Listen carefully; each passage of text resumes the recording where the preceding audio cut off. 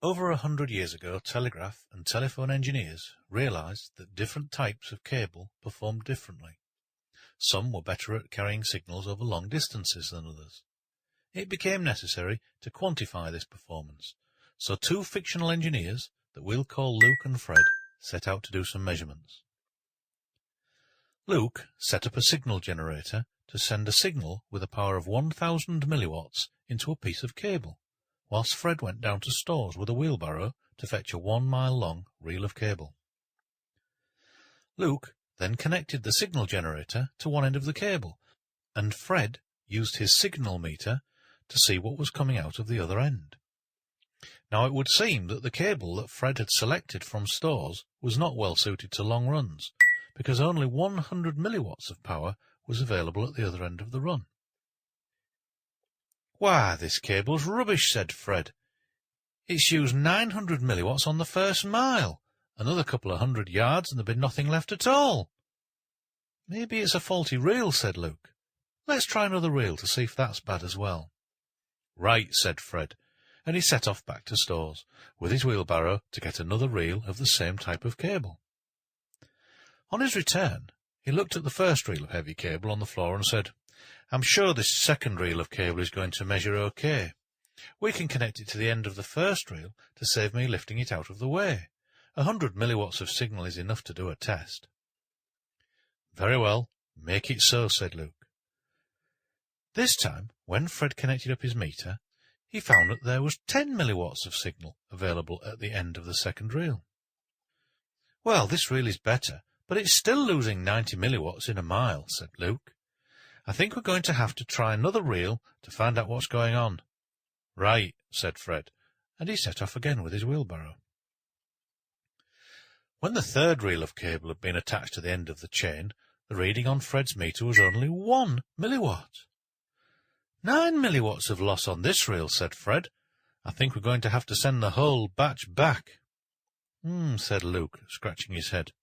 "Funny, we've lost 90% on each reel. That seems a bit of a coincidence." "Maybe the position in the chain determines the loss for each reel. We could swap the position of each reel in the chain to check that," said Fred. "Brilliant idea," said Luke. "Make it so." "Right," said Fred, starting to shift the heavy reels of cable and wishing he'd kept his mouth shut. As it turned out, swapping the order of the reels of cable didn't make any difference. Each reel lost 90% of the energy it was given. "This is an important discovery," said Luke. "We now know that the loss in a cable can be quoted as a percentage per mile." "That's a pain," said Fred. "It means that to find a loss on, say, a 25% per mile cable over 42 miles, I've got to multiply by 0.75 42 times, and no one's invented the electronic calculator yet." "You're right," said Luke. "There must be a better way. How about we quote the loss in noughts?" "What do you mean, noughts?" said Fred. "Well, look," said Luke. "This cable here loses exactly 1 nought per mile. So 2 miles is 2 noughts. 3 miles is 3 noughts.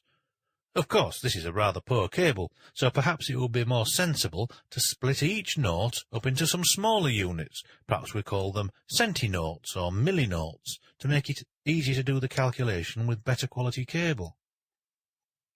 "Right," said Fred. "But I think we only need to split each nought up into 10 subunits. Call it a decinought. We only need to know whether someone at the other end of the phone line can hear what's being said. 10% more or less signal doesn't make any difference." "This is starting to sound like a really good idea," said Luke. "But I'm feeling a bit daft calling the units noughts. We need to name them after someone famous like Voltaire or Faraday." "They've both been used already," said Fred. "How about Alexander Graham Bell, the inventor of the telephone?" "You can't have a unit called a Alexander Graham Bell," said Luke. "No, call it the decibel, you fool," said Fred, who wasn't too good at spelling. "Excellent," said Luke. "Make it so." "I'm still not quite sure what happens in between the full noughts, bells, I mean," said Fred. "How do we describe a cable that loses, say, 50% of its signal per mile?" OK, said Luke. We'll draw up a table and try to fill in some gaps. We know where we are with 1, 10, 100 and 1,000. Just count the noughts to find the bells and multiply by 10 to turn that into decibels. Now let's have a look at the multiples of 2, which fit in between 1 and 10. Now 2 times 2 times 2 makes 8, which doesn't quite reach our first nought. Since another times 2 would take us to 16, which is quite a long way past, I'm going to call it 0.9 of the way to the first full nought, or bell. That makes it 9 decibels. Now we know that each times 2 is equally spaced, so the other two entries are easy to fill in, 3 dBs and 6 dBs.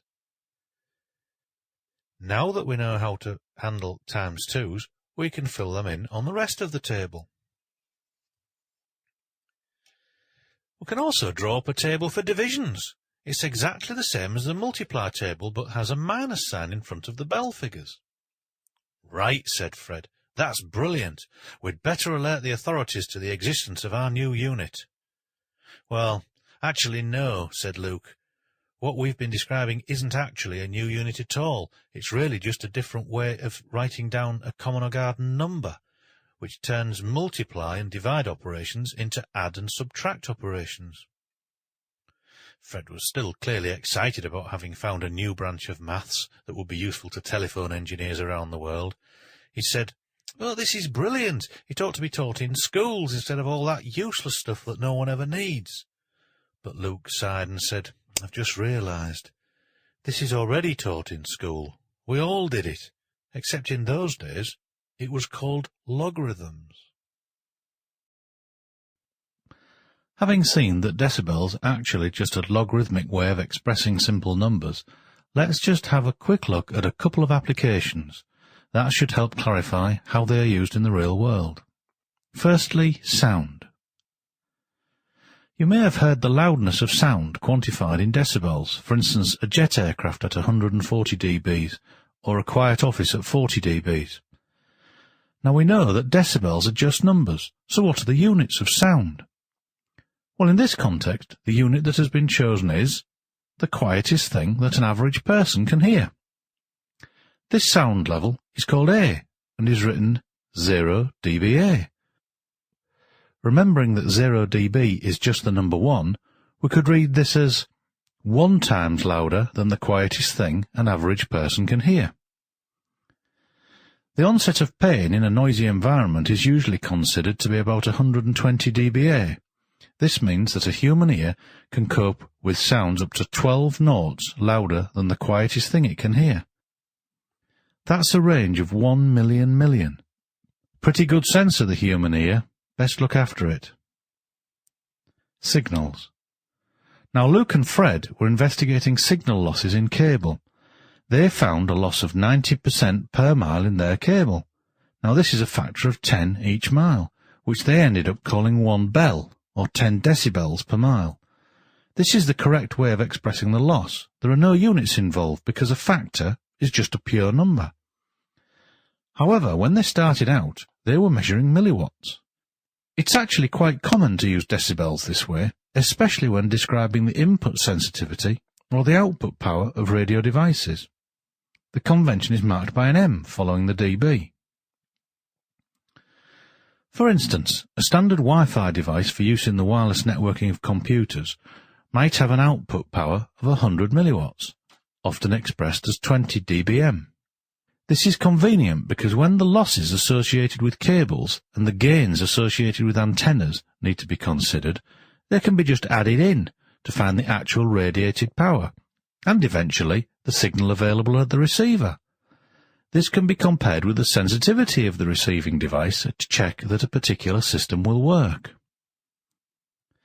This calculation is called a link budget and is daily fare for anyone connecting buildings for computer networking using Wi-Fi. If you need to know more about wireless networking and link budgets, check out the relevant product sections and learning centre on the Solwise website.